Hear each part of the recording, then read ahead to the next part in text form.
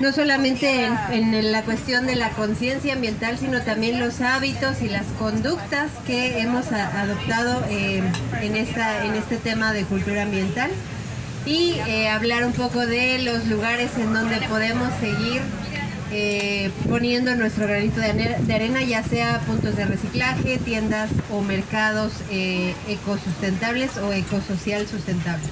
Para ustedes, si ya, o sea, si desde hace tiempo han seguido este tema de la cultura ambiental, si están iniciando, lo que está atrás. ¿cómo están?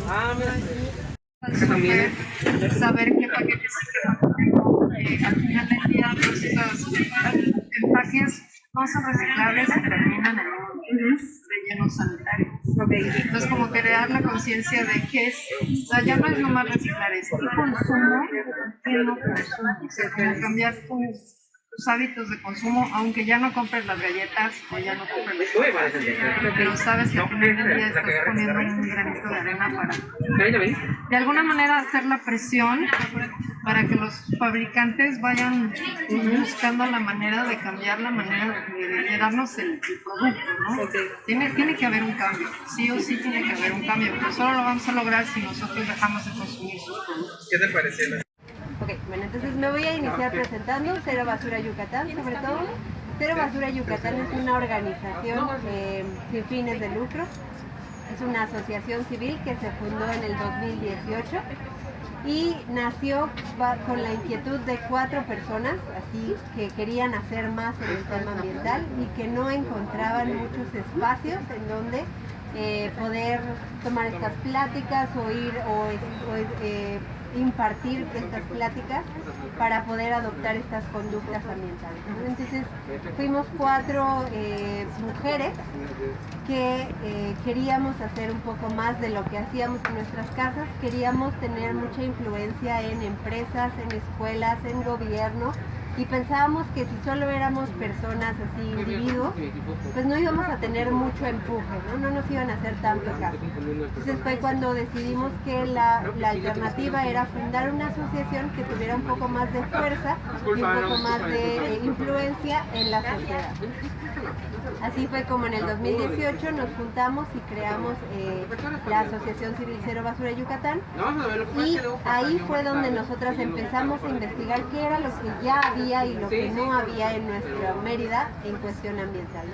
Y lo que encontrábamos era que había muchos grupos que se dedicaban a prácticas agroambientales, sobre todo a este tema de los cultivos orgánicos, o más bien se le llaman más bien como artesanales o de traspatio, pero no había la conexión tanto en la ciudad, ¿no? Esas prácticas se llevaban en lugares más, en las comisarías o en el interior del estado, pero no había esa conexión de después traer todos esos productos y que la gente le diera esa importancia a el origen o el empaquetado de los productos, ¿no? Entonces, podemos decir que antes de 2018 el tema en Yucatán no estaba tan presente.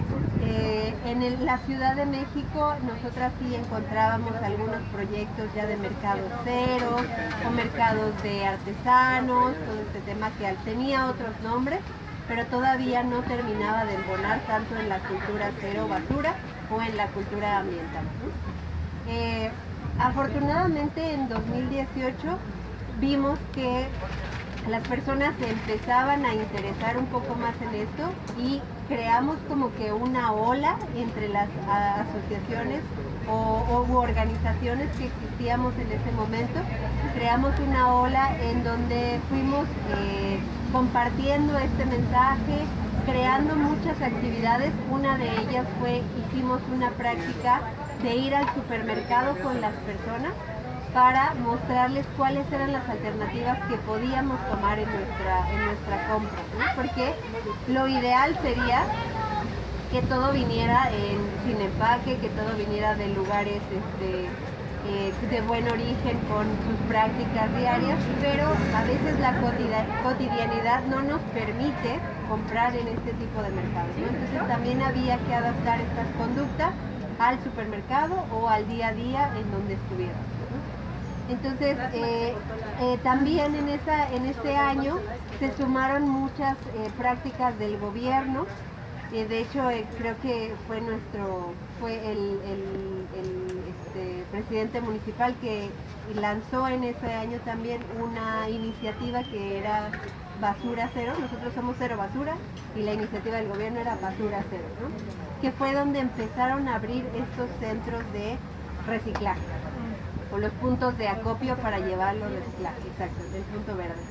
Antes de esos puntos verdes, en el relleno sanitario existía un centro de reciclaje en donde sí existía esta separación e identificación de los residuos, pero solamente se daba para empresas. Por ejemplo, Liverpool mandaba allá sus residuos, Chedraui y este tipo de empresas, ¿no? Pero no había tanto para las personas en cuestión de inorgánicos. No había tanto el reciclaje. En 2018 se empezó a empujar estos centros de reciclaje, se empezaron a abrir los puntos verdes, ya desde hace tiempo empezaron más la relevancia de los mercados ecológicos, por ejemplo el del Slow Food del parque de la Avenida Colón. Lleva ya varios años, sin embargo empezó a tornarse un poco más hacia las prácticas cero basura, hacia ir a disminuir los plásticos, a incitar a las personas a traer su bolsa. Creemos que también el tema que fue más importante en la cultura ambiental fue la famosa tortuga con el popote en la nariz. Yo creo que casi fue un tema que todas y todos vimos en las redes, que fue ahí donde se empezó a adquirir un poco más de conciencia de cómo nuestros residuos tenían impactos en lugares que estaban muy alejados de nosotros y que pues causaban tanto daño de esa forma, ¿no? Entonces, hay mucha gente que dice, bueno, pues sí, pero no solo es el popote, ¿no? Pero bueno, al menos en ese momento, esa noticia que fue tan impactante empezó a conectar con la conciencia ambiental de las personas y a partir de ahí fuimos viendo que no solo era el popote, sino también era el vaso, también era la envoltura de la comida, también era la bolsa, y de ahí en adelante empezamos a tener también acá en Yucatán una serie de legislaciones o leyes que fueron, por ejemplo, la del plástico, las bolsas de plástico, el unicel, los popotes, que ahorita en la ley ya están prohibidos y que poco a poco, si es que aún los han visto, es que esa ley fue gradual, no era una cosa de hoy sí, mañana no, sino que poco a poco iban a empezar a quitarla. Sobre todo empezaron en zonas protegidas o en cenotes o zonas costeras y ya después íbamos a continuar en la ciudad y en todos lados, ¿no?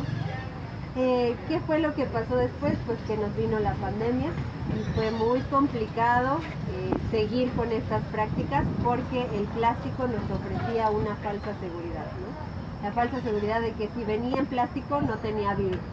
Entonces todos los restaurantes, todos los establecimientos volvieron a estas prácticas de envolver todo o dar inclusive cosas desechables para que tuvieras la seguridad de que otro no lo había tocado o usado antes que tú, ¿no? Tratamos mucho en la Asociación Cero Basura de quitar esta idea de que el plástico te daba la seguridad, porque en realidad como todo, cuando nos decían que lavarnos las manos era la mejor práctica, así igual con las cosas, ¿no? Lavar las cosas o sanitizarlas era una buena práctica y se podía seguir utilizando lo reutilizable, seguir ofreciendo ese servicio de que lleves tu topper, lleves tu vaso para que ahí te sirvan la comida. Sin embargo, fue muy complicado en la pandemia. ¿Qué fue lo positivo que se vio en la cultura ambiental en la pandemia? Que vimos que si las personas nos guardamos un poco y bajamos mucho nuestro nivel de consumo, la tierra vuelve a florecer, los animales estaban saliendo otra vez a recobrar sus hábitats, los mares, la laguna de Bacalar, no sé si saben, pero también la laguna de Bacalar en pandemia empezó a recuperar otra vez sus colores. Entonces hubo muchas cosas que también hicieron que el ser humano nos diéramos cuenta que pues el gran impacto que podemos tener tanto negativo como positivo, ¿no?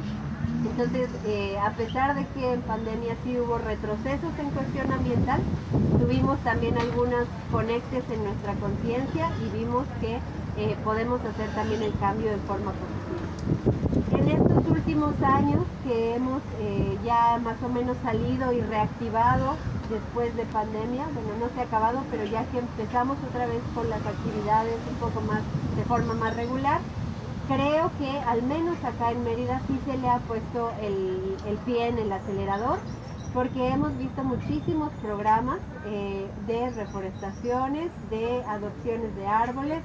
Tenemos acá también los 8 puntos verdes que tenemos ya en la ciudad y se está haciendo en este momento una consulta para que las personas decidan en dónde más piensan que hacen falta los puntos verdes para que los pongan en estos puntos de la ciudad. Se hace el tema de la adopción de los árboles, muy importante, que además siento o creemos en Cero Basura que las cosas se están pensando ya un poco más, ¿no? No estamos dando cualquier tipo de árbol, ¿no? Estamos dando los árboles que son nativos, estamos educando a la gente de cuánto espacio en su casa necesita para que no lo plantemos hoy y lo tengamos que talar en 5 años cuando ya nos presente un problema. Entonces se está intentando fomentar las conductas ambientales, pero además pegadas de la educación, ¿no? Para este año yo he visto también que ha habido muchos más mercados ambientales, mercados en específico acá tenemos todos los sábados el mercado Cero Basura, se han abierto muchísimas tiendas a granel, cosa que antes no teníamos tanto, no teníamos a la mano, ahora tenemos las tiendas a granel en donde podemos solucionar un poco esto de las envolturas que es muy complicado reciclar o deshacernos de ellas. Tiendas Cero Basura y también algunos programas que acercan esto con lo que inició toda la cuestión cultural ambiental o que ya existía desde antes y que a lo mejor no nos dábamos cuenta, que es conectar lo que se hace en las comisarías o en el interior del estado hacia nuestra ciudad, ¿no? Existe el Círculo 47, que es que los productores de las 47 comisarías puedan tener sus productos acá, ya sea en el Super Aquí. Me parece que el Super Aquí es uno de los supermercados que están ingresando este tipo de productos de personas locales de acá de nuestro estado. Y entonces pues poco a poco hemos tenido un poco más ya la facilidad de estos nuevos mercados, estas nuevas prácticas, las pláticas que damos. En Cero Basura también en las escuelas tenemos un programa que se llama Mi Escuela Cero Basura y vamos un año completo con una escuela y tratamos de hacerla cero basura en ese año escolar, ¿no? Obviamente involucramos a los papás, a las mamás, a la tiendita de la escuela, a las personas del aseo de la escuela, a las niñas, a los niños. Y vemos que la escuela de empezar siendo de una forma, al final del año obviamente no se hace completamente cero basura porque eso es muy improbable que suceda, pero sí cambian muchísimo sus prácticas y sobre todo la conciencia, que es algo que se les va a quedar pues para el resto de la vida, ¿no? Entonces así es como más o menos nosotras hemos visto que ha sido la evolución de la cultura cero basura o la cultura ambiental en nuestra ciudad de Mérida. Claro que nos falta mucho, nos falta todavía el tema de los orgánicos de hacer composta, que tuviéramos a lo mejor una composta en la ciudad, que pudieran recoger un día, eso sí se hacía antes, después se dejó de hacer, recoger un día los orgánicos, recoger otro día los inorgánicos, que pudiéramos hacer esa separación de los inorgánicos, porque algunos son muy altamente reciclables, como por ejemplo las latas, estas son altamente reciclables y de hecho es mucho más barato hacer una lata de una reciclada que hacerla de nuevos materiales de la explotación de las minas. Creo que también un tema que nos falta todavía mucho es el de fauna o biodiversidad, que también hay que trabajar mucho en el cuidado, en la valoración, en el respeto de la fauna, que acá tenemos mucha y que es importante que la conozcamos. En el tema de los árboles, pues no solamente reforestar, sino no quitar los que ya existen, eso también va a ser importante.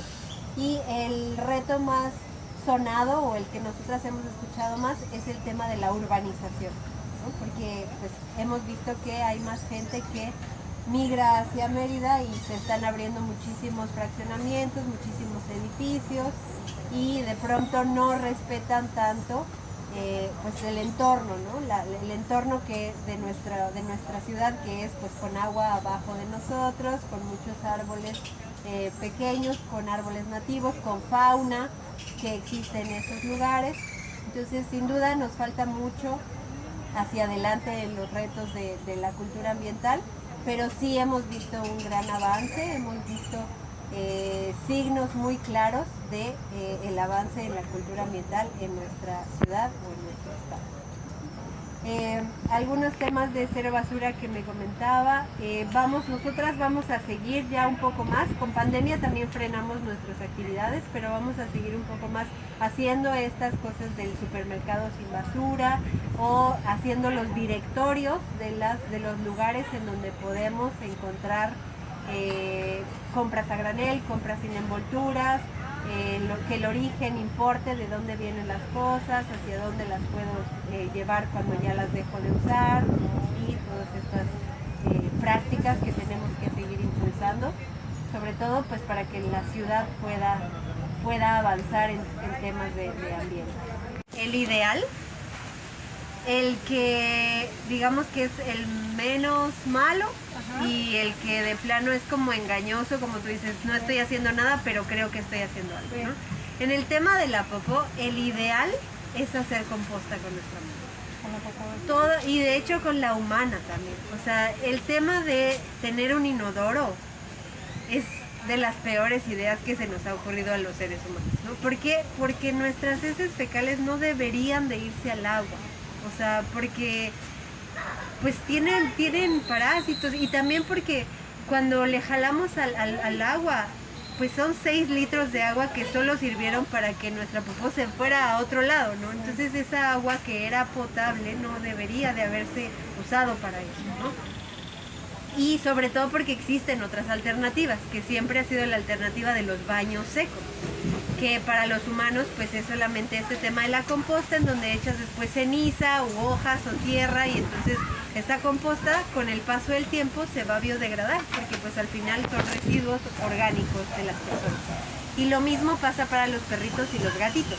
Existen composteros para heces de perritos que en el caso de heces, como pues sí van a tardar mucho tiempo en biodegradarse, no es lo mismo que un residuo de una verdura, se le añaden activadores como de melaza o de azúcares o de cosas así, y activadores de bacterias que van a atraer a las bacterias para que pronto biodegraden eso. En casa yo tengo mis 2 composteras y voy ahí llenando con popós de perros que con qué la recojo, pues con periódico, con bolsas de papel que sí son realmente biodegradables y ahí mismo esa bolsa o periódico se va a la composta y listo. En 3 meses con la activación que se le añade está lista una compostera, lleno la otra, en 3 meses está y esa tierra para lo único que no la utilizo es para cultivos de que me voy a comer. Pero puedo ponerla en mi árbol de chacá, en mi árbol de ceiba, en cosas que no den fruto que yo me voy a comer, se las pongo y es un abono que de verdad no huele y no pasa nada. Entonces ese es el escenario ideal. El escenario menos malo sería, yo sí pienso que es recogerlas también, jamás dejarlas al aire libre, creo que ese es el tema. Recogerlas, si uso estas bolsas que son medio biodegradables, bueno, aunque sean 2 años, pero son biodegradables, no las de plástico que nunca se van a biodegradar, y llevarlas al relleno sanitario. ¿Por qué el relleno sanitario a mí me da un poco de seguridad? Porque en el relleno sanitario, que yo ya lo fui a visitar, se tiene protección de suelo y protección de aire. Es decir, todo lo que yo vaya a aventar allá, aunque sea terriblemente tóxico, terriblemente sucio, lo que sea, no va a filtrarse al suelo y tampoco se van a ir los gases hacia el aire. ¿Qué cuando recogen la basura no lo llevan al relleno sanitario? Sí, por eso. O sea, el escenario menos malo sería ese, recogerlo con una bolsa biodegradable o con un periódico o con algo así y tirarlo a la basura. Ese sería. El de lanzarlo al inodoro, a mí la verdad que no soy muy partidaria porque acá en Yucatán sobre todo y no sé en dónde vivan ustedes, si donde viven existe este tema de saneamiento o solamente sea pozo que se va. No, es biodigestor. Tienes que tener un biodigestor en tu casa. Sí, ok. Pero al final las bacterias y todo eso pues sí se pueden ir al agua, ¿no? Y nuestros perritos pues tienen que estar muy muy sanos para que no pase eso, ¿no? Entonces yo no lo recomendaría como una práctica así pública, porque no todos los perritos de la gente están sanos, a lo mejor los de ustedes sí porque tienen un cuidado y todo, ¿no? Pero no para toda la gente puede ser la misma recomendación. Pues es consultarlo con los expertos, ¿no? Porque bueno, como les platicaba al principio, nosotras somos 4 mujeres que hacíamos estas prácticas en nuestra casa y que después nos aventamos al mundo a dar consejos, ¿no? Entonces puede ser que tampoco nosotros tengamos la solución perfecta, pero ¿qué si hacemos? Que tenemos contacto con los de administración de recursos naturales, con biólogos, con todas estas personas que nos pueden dar el respaldo científico de lo que decimos. Y por supuesto que hacemos muchísima investigación en foros de cero basura, formamos parte de una asociación internacional de cero basura, entonces también ahí en esos foros tenemos ese tipo de conversaciones y prácticas que se hacen en el hogar, ¿no? Entonces sí nos pueden contactar, si necesitan algún día armamos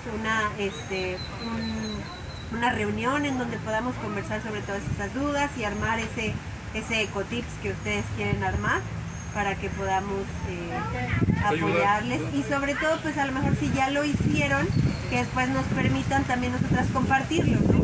Ya que se haga más grande. Pues esas 10 personas ahorrarían 10 kilos, ¿no?